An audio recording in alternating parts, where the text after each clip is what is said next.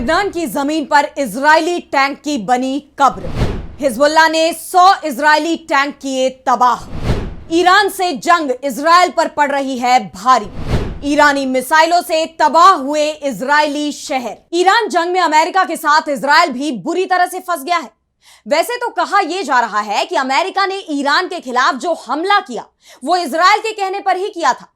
Israel के प्रधानमंत्री Binyamin Netanyahu तो चाहते थे कि हमला जनवरी की शुरुआत में ही हो जाए, लेकिन अमेरिकी राष्ट्रपति डोनाल्ड ट्रंप को अमेरिका की सेना के चीफ ने साफ साफ कह दिया था कि बिना तैयारी के ईरान से उलझना बहुत घातक होगा।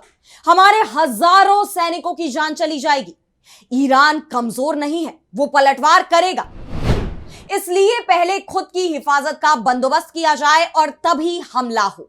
और यही कारण है कि यह हमला 28 फरवरी को किया गया। लेकिन ईरान पर हमले से पहले ही इजरायल ने गजा और लेबनान के खिलाफ दूसरा मोर्चा खोल दिया था। और जैसे ही ईरान पर इजरायल का हमला होता है, लेबनान से भी हिजबुल्लाह ईरान की मदद के लिए आ जाता है और उसने ताबड़तोड़ हमले इजरायल पर शुरू कर दिए। और अब खबर यह आ रही है कि हिजबुल्लाह के हमले से इजरायली सेना बिखर गई है। IDF chief of staff lieutenant general Eyal Zamir का बयान हाल ही में सामने आया था, जिसमें उन्होंने कहा था कि हम 900 दिन से जंग में हैं और किसी भी दिन हमारी सेना ढह सकती है। और अब जिस तरह का हमला हिजबुल्लाह ने किया है, उसके बाद इजरायली सेना ढहती दिखाई दे रही है। और इसी पर आज हम अपनी स्पेशल रिपोर्ट में करेंगे बात। नमस्कार, मैं आराधना। तो शुरू करते हैं हमारी एक खास रिपोर्ट और बात करते हैं कि कैसे हिजबुल्लाह के हमले से ढह गई इजरायल की सेना।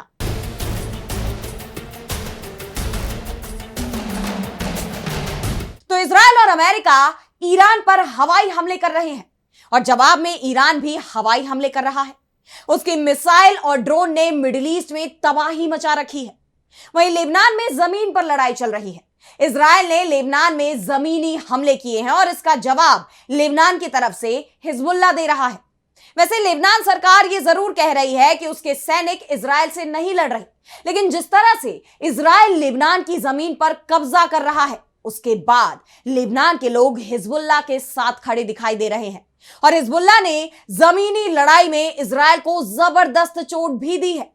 लेबनानी गुट हिजबुल्लाह की तरफ से कहा गया है कि 3 सप्ताह की जंग में ही उसने अपने देश में घुसे करीब 100 इजरायली टैंकों को तबाह कर दिया है।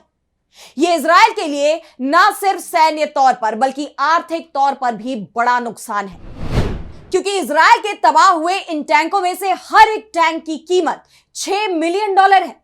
हिजबुल्लाह के लड़ाकों ने 25 मार्च तक ही इजरायल के 100 टैंक तबाह कर दिए थे।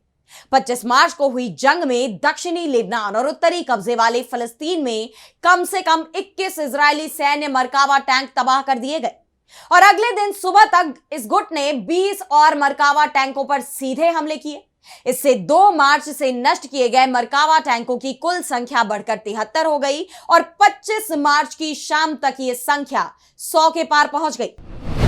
हिजबुल्लाह की तरफ से कहा गया है कि उसने कई ठिकानों पर मरकावा टैंकों को निशाना बनाया है।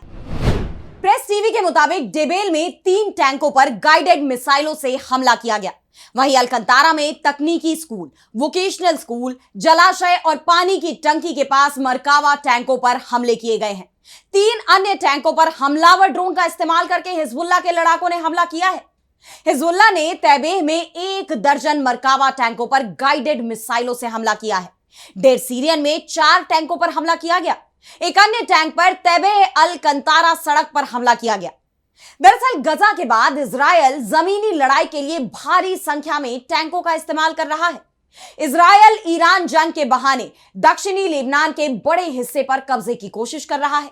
उसने लेबनान के 30 किलोमीटर के हिस्से पर कब्जा कर भी लिया है और यही हिजबुल्लाह और इजरायल के बीच भीषण जंग चल रही है।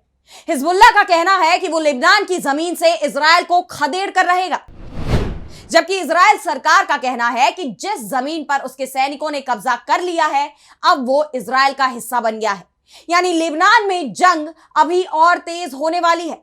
और जिस तेजी से हिजबुल्लाह ने इजरायल के टैंकों को निशाना बनाया है, उसके बाद कहा यह जा रहा है कि इजरायल को लेबनान में भारी नुकसान के बाद पीछे हटना पड़ेगा। इससे पहले भी लेबनान पर कब्जे की इजरायल की तरफ से कई कोशिशें की गई हैं। 2006 में इजराइल ने लेबनान के दक्षिणी हिस्से पर कब्जा कर लिया था, लेकिन यहां हुई लड़ाई में हिजबुल्लाह लड़ाकों ने 25 मरकावा टैंक नष्ट किए थे और 34 इजरायली सैनिकों को मार दिया था, जिसके बाद इजराइल को इलाके से पीछे हटने के लिए मजबूर होना पड़ा था। और इस बार भी कुछ ऐसा ही होता दिखाई दे रहा है। दरअसल हिजबुल्लाह इजराइल के उन टैंकों को निशाना बना रहा है जो लेबनानी जमीन पर एंट्री कर रहे हैं, और जिस तेजी से हिजबुल्लाह ने इजरायली टैंकों को खत्म किया है, उसके बाद दावा यह किया जा रहा है कि जल्दी ही इजरायली सेना में टैंकों की कमी पैदा होने वाली है।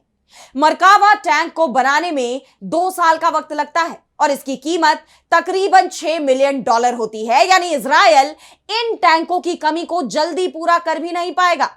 कहा तो यह जा रहा है कि लंबे समय के बाद लेबनानी समूह हिजबुल्लाह ने इजराइल को इस तरह का कोई बड़ा नुकसान पहुंचाया है। हिजबुल्लाह के शीर्ष नेतृत्व को इजराइल ने खत्म कर दिया था, लेकिन अब यह गुट दोबारा खड़ा होता दिख रहा है और जिस तरह से इजराइल पर यह पलटवार कर रहा है, उससे इजरायली सेना बैकफुट पर दिखाई दे रही है। हिजबुल्लाह ने इजराइल के इन टैंकों को निशाना बनाने के लिए गाइडेड मिसाइलों का इस्तेमाल किया है। हिजबुल्लाह के इन मिसाइलों की कीमत कुछ $1000 प्रति मिसाइल है। यह मरकावा टैंकों की कीमत के मुकाबले बेहद कम है, वहीं इनको बनाने में भी बहुत कम समय लगता है।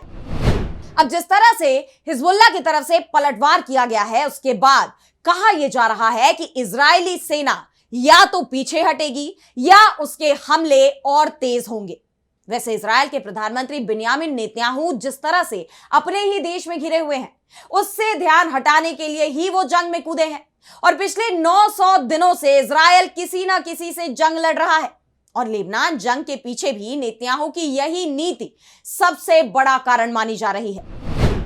इजराइल के अंदर ही यह दावा किया जा रहा है कि अगर देश संकट काल से बाहर निकल आता है तो नेतन्याहू के खिलाफ भ्रष्टाचार के जो मामले कोर्ट में चल रहे हैं, उन पर तेजी से सुनवाई हो सकती है और कुछ ही दिनों में कोर्ट का फैसला भी आ जाएगा और जो सबूत सामने है उसमें नेतन्याहू को सजा मिलना तय माना जा रहा है। यही कारण है कि वो लगातार किसी ना किसी देश के खिलाफ जंग लड़ते दिखाई दे रहे हैं ताकि सजा से बच सके। लेकिन अब इजराइल के लिए जंग के मैदान में टिके रहना भी मुश्किल नजर आ रहा है, क्योंकि एक तरफ हिजबुल्लाह ने इजरायली टैंकों की कब्र लेबनान में खोद दी है, वहीं ईरान ने भी इजराइल पर हमले तेज कर दिए हैं। उसकी बैलिस्टिक मिसाइलों और ड्रोन हमलों ने इजराइल में भारी तबाही मचाई है। तेल अवीव सहित इजराइल के कई शहरों में धमाकों की आवाजें गूंज रही हैं। करीब 11 बड़े धमाके होने की खबरें सामने आई हैं और इजराइल ने यह बात कबूल की है कि ईरानी हमलों में 5000 से ज्यादा लोग अब तक घायल हो चुके हैं। और सबसे बड़ी बात तो यह है कि ईरान ने अभी तक अपनी सबसे खतरनाक मिसाइलों का इस्तेमाल तक शुरू नहीं किया है।